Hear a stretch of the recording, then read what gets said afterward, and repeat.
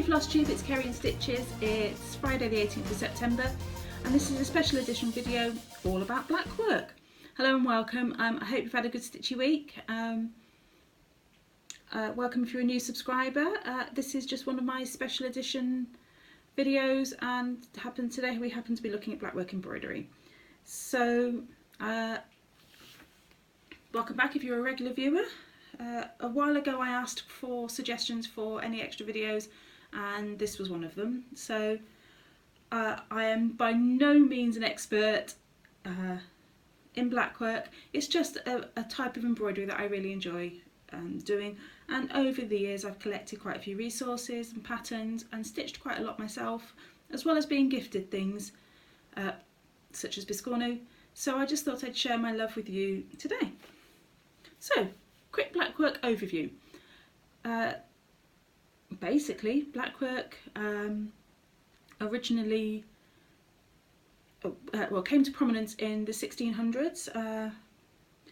Paintings by Hans Holbein, I don't know, apologies, I'm not sure how to pronounce it. I'm going to put the name across the screen there. He was a 16th century artist who was the court painter for Henry VIII. He painted portraits of Jane Seymour and of Catherine Howard, and both two of the main portraits of them can be seen with large areas of blackwork embroidery on their clothing. It's worth noting at the time that Henry VIII had introduced a tax of some had introduced a law or rule, I don't know, I can't remember exactly what it is, that basically meant that what you're allowed to have on your clothing was dictated by your social status and your wealth. If you're really poor, you would be wearing very plain clothes of very no colour perhaps, or very muted colours. The richer you got, the more you could have. Hence some of his wives having intricate embroidery and gold work and all sorts of things on their clothing. Apparently one of the things was you could only have pleated sleeves if on your coats, jackets, whatever, if you were of a certain station, above a duke I think it was.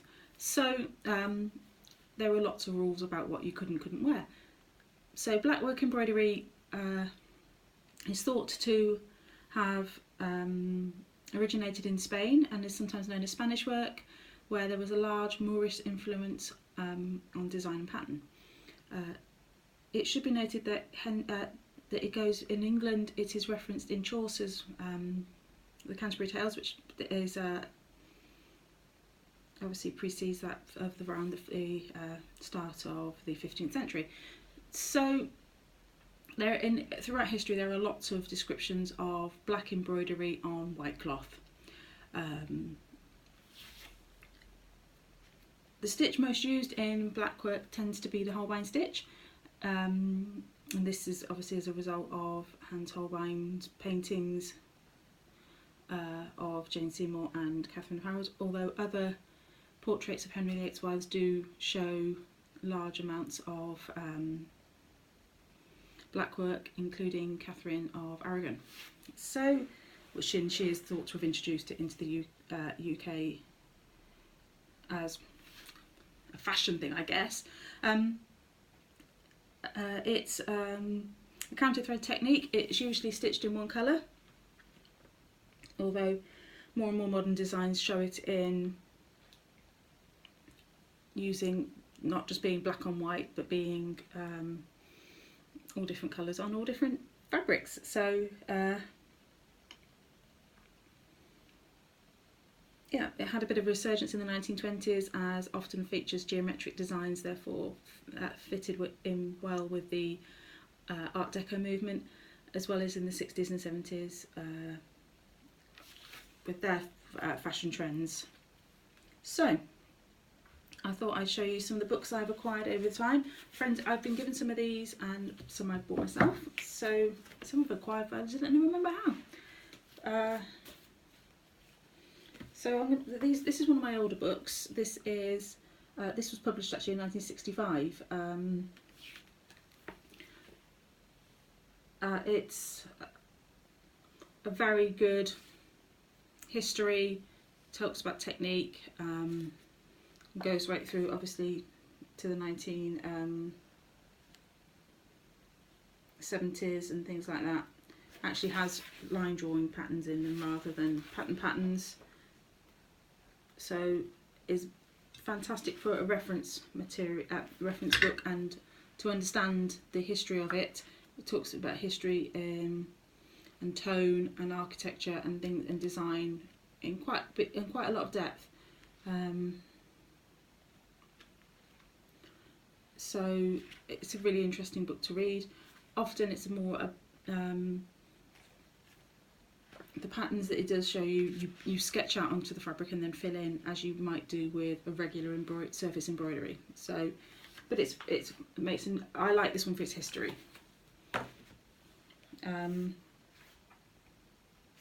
Yeah, the pattern on the front is 1925. So, and I've seen very similar things right now. Then I have this one, Blackwork by Lesley Barnett. This one's really nice to show you how the depth and depth can be achieved in designs by just using different numbers of strands of thread, or different types of thread. So be it pearl cotton. Some books even say regular sewing cotton, then obviously stranded cotton and things like that. So just different threads adding different techniques. Lesley Wilkins, I really like this one. This one shows a lot about how to make original, takes its influence a lot from original designs that you would have seen in the 16th century, and shows the sort of the birds, the lions, those kind of acorns and Tudor roses that you would see. So I really quite like this one for just showing history, and it also gives you lots and lots and lots and lots of fill patterns. So if I just quickly flick through like that, it's a really nice search press book. And the one that really kicked it off for me was this one. A friend bought one and showed it on her blog at the time, and I went and got one. I don't know if it was a birthday gift or something like that, or whether I just purchased it myself. And it gives 48 patterns of fill patterns to achieve different things, and then just shows you how you can combine them into various patterns, including a chessboard,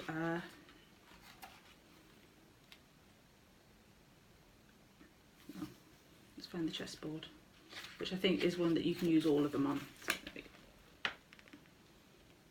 And then just some smaller individual designs like those on the front.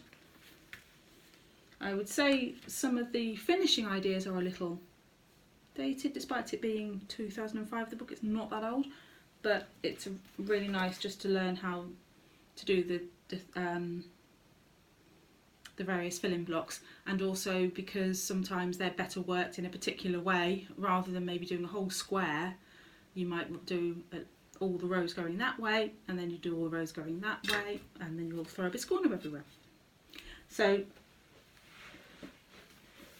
it's really nice for learning the techniques. This is another one, Easy Into Blackwork by Mary Hickmott, and it gives a couple of designs to do, but it's a nice little basic book, and I have seen these on eBay fairly recently. One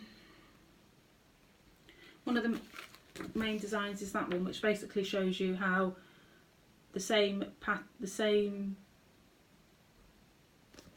how to get to that design from that, and that's where it basically starts, and then it builds it up over the time.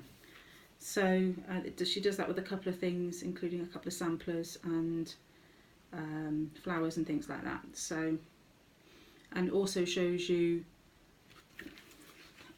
the different things look with different stitches.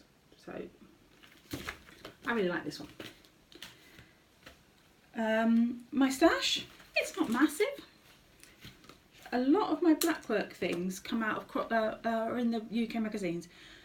They've had some really good features over the years where they've had Lesley Teare's Beautiful Ladies to cushion covers and all sorts of things. So, and I have got a few more of those upstairs, but I didn't bring them down because a lot of them are odd pages. But one of my first ones I did was this one by Holbein Embroideries, and actually it's it's a hand-drawn chart. So it you had to learn the repeat of it. It was, I remember stitching this, and it was a really, really complicated thing to do, and I hadn't been stitching that long. My first use of blending filaments as well. But we lost it. I would show you the finished thing, but we lost it in a move. It got knocked off the wall when we were packing up our old house, and I still haven't uncovered as to what box it got hidden into. It does. There were 3 similar ones from Holbein. That is another one, which I picked up actually only a couple of years ago. And one day it'll get done. as with everything. Some of these are old. That was one I picked up years and years ago, and I've stitched a couple of the things off the back. I've stitched the horseshoe for a few weddings I've been to, and I've stitched that as Biscornu for a friend. So they're just nice, very simple occasion stitches. And it's got something sticky on it. I was gifted some much older blackwork charts by Melanie Smith, Yarns and Threads, and I also have upstairs, there were lots of, she found a bundle in one of her thrift shops, and it also included lots of charts, like magazine charts as well, and they're still upstairs, so I didn't bring all of them down. And also blackwork, so this one shows the use of variegated threads in it. That's actually an anchor variegated thread, the red and the green one.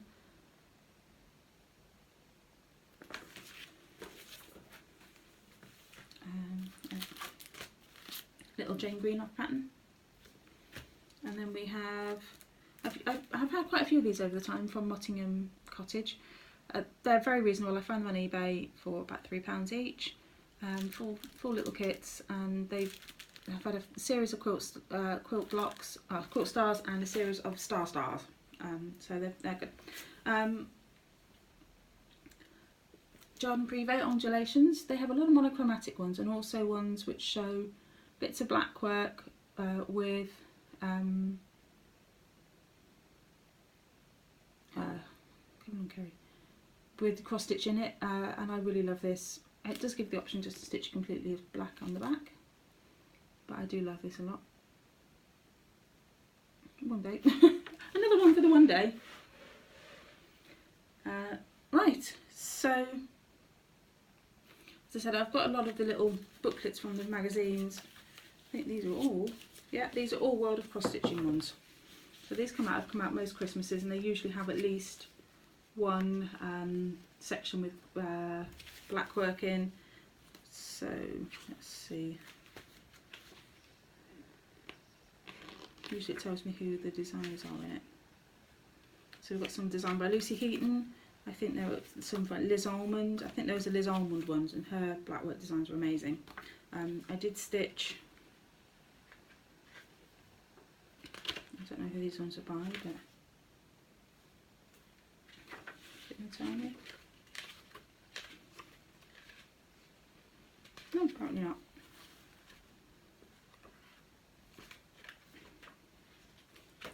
Come on, World of Cross Stitch, credit where credit's due.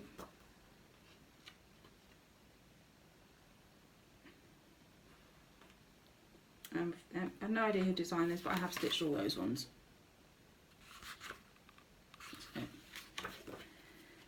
there we go. I do like saving those little ones with the black work in.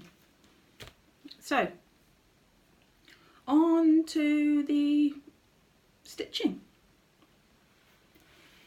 So I'm thinking how to do this logically.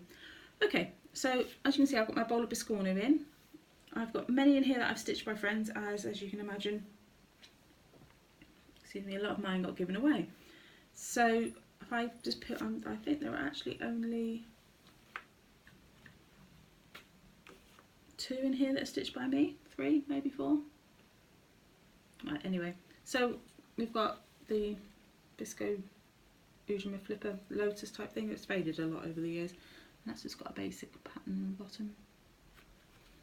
Some of these are almost more line work than they are black work. But this was my first Biscornu I made, and it's a black work one. So lots of the tiny Biscornu I made last year were black work ones. There's a couple there as well.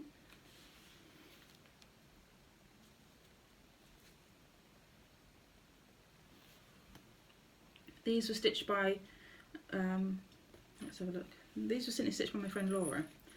I'm going to say probably that one too. So red work, we've got a blue on blue, a traditional black and white. And my first ever Biscornu I received, which sparked me stitching my own, was this one here, stitched by Laura. And anybody else? Oh, that's another one by me. That's just a very, like a fuchsia pattern. I can't really see any others. That's kind of black worky. That was stitched in 2012. We'll go with those. That's probably around about it. I also have, oh, these 3. Completely missed these. These are ones I have up for my autumn display, and these were stitched by my friend Steph, who dyes her own fabric because she's awesome. So there's some really pretty ones here. That's my favourite. Probably the colours. And then on to other things I've stitched. So this is a DMC kit called Birdsong. You can really see the black work bits here. That's kind of my favourite bit there in the roof and the smoke. And I did substitute beads for the French knots. We've got Steph stitched these 2 for me. I don't know the designers, but that's in my full display at the moment. And then we're going to pop that there for a sec. This is a Kincavel Krosses design. There are options for individually and to stitch it as a long bell pull thingy. I did it as black and white. I think she charts it in colours as well. So, and I just popped in some beads to represent the seasons. And then a Blackwork bell pull. Oh, I'm going to lose the cushion behind the thing. This was a round robin piece stitched by myself and 3 other ladies. I stitched that one and that one. These 2 came from the Anchor book, if I actually show it. That one and that one are the Mary Hickmott ones, and I'm not sure of that one. So it's a bit grubby, it needs a wash. Okay, up there again. So that's, oh, Blackwork Lady. So this is a Lesley Teare design. I absolutely adore her. She stitched just in black with black beads, and she is in stitched on a solo die by my friend Steph. I think it's 28 count, and she needs reframing properly. So I also stitched a Blackwork band sampler by Jane Greenoff, and I didn't take that off the wall, so I'm going to insert a picture of that here.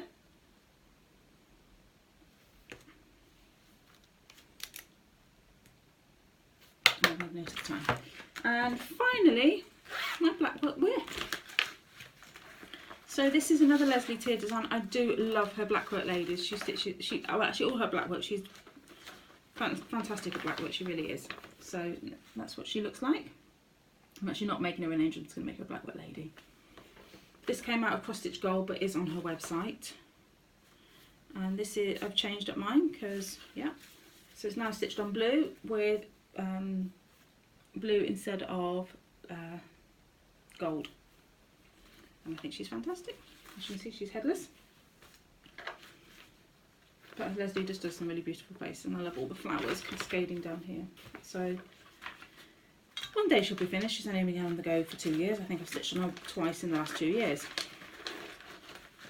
3 times in the last 2 years, something like that. So there we go. So that is a little quick overview of Blackwork and why I love it. I don't know what I think sometimes it just stitches up really quickly, and I think that's why I like to use it for the tiny Biscornu, because I can do a design in less than an hour. So I will link some great resources such as Blackwork Journey, Jane Greenhoff. Peppermint Purple have free designs, so it's always worth checking them out. Lesley Teare's website is, whilst not particularly friendly on a mobile, is fantastic. She has some fantastic blackwork charts, and I really do like some of her designs. And I'll also link the Kincavel Krosses freebie too. So leave me any questions you want. I hope you've enjoyed this little brief look at blackwork and why it appeals to me. I will see you all again next week for my regular update. So until then, friends, take care and happy stitching. Bye bye.